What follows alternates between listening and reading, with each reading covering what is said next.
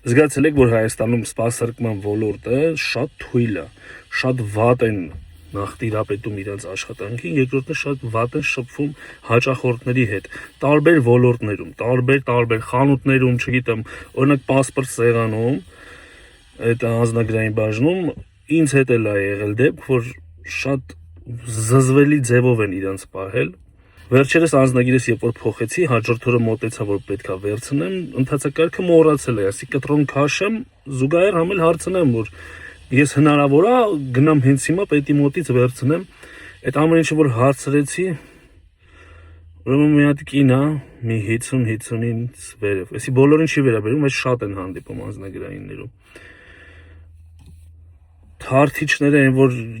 ցանկացած սելավից պաշտպանող է, բացառվում է խոսքի, այս դրած ինչ-որ թրջվի ինքը, یا մակիաժ առավել եւս։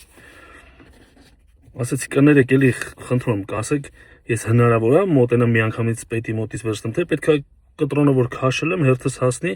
չի նայում դեմքիս, ասում կներեք մի բան հարցնու։ Մեկ էլի վայ ներողություն, իմ հերթը հասավ, հես այս ընտեղից կհարցնու, սենց է։